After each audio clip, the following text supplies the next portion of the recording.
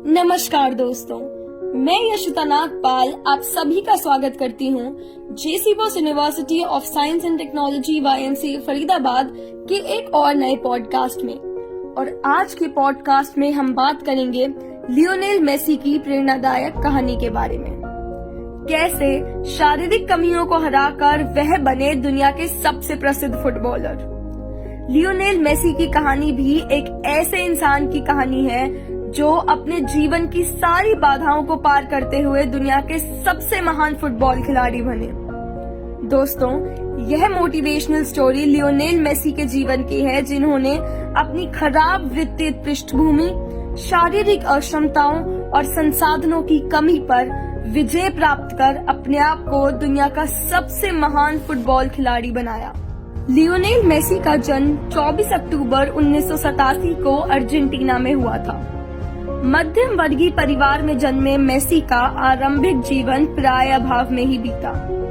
उनके पिता George Messi एक स्टील फैक्ट्री में मैनेजर थे और उनकी माता भी एक कामकाजी महिला थी। मेसी के माता पिता एक फुटबॉल प्रेमी थे और यही कारण था कि उनके बच्चों को काफी कम उम्र में ही फुटबॉल से लगाव हो गया। मेसी जब मात्र 10 साल के थे तभी से उनके जीवन में संघर्षों की शुरुआत बड़े ही नाटकीय ढंग से हुई।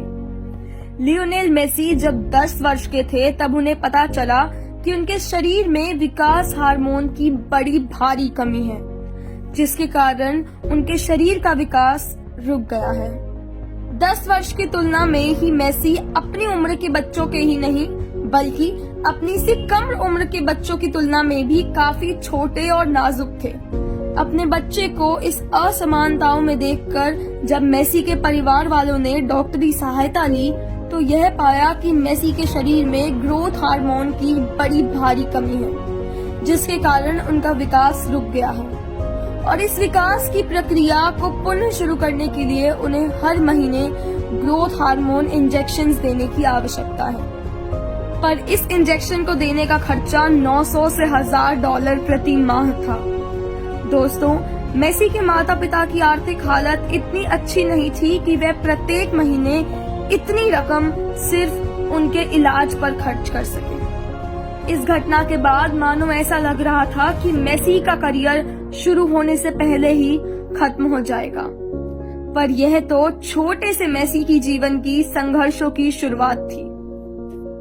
मेसी एक प्रतिभाशाली खिलाड़ी थे और इसी प्रतिभा को देखकर कई सारे फुटबॉल क्लबों ने उन्हें अपने क्लब में शामिल करने की दिलचस्पी दिखाई। पर यह बीमारी मेसी की सफलता में पहली बार तब रोड़ा बनी जब अर्जेंटीना के रिवर प्लेट एफसी नामक एक क्लब ने मेसी की प्रतिभा को देखते हुए उन्हें अपनी टीम में चुनने का निर्णय इसलिए बदल लिया क्योंकि उन्हें मेसी की स्वास्थ्य स्थिति के बारे में पता चला कि इस 11 साल के लड़के की वृद्धि रुक गई है और इसके इलाज के लिए प्रति माह तकरीबन $1000 की आवश्यकता है। तो उन्होंने अपना निर्णय बदल लिया और उन्हें अपनी टीम में चुनने से मना कर दिया और यह हवाला कर दिया कि किसी खिलाड़ी के इलाज में इतने पैसे खर्च नहीं कर सकते क्योंकि उनके पास इतने फंड्स नहीं हैं।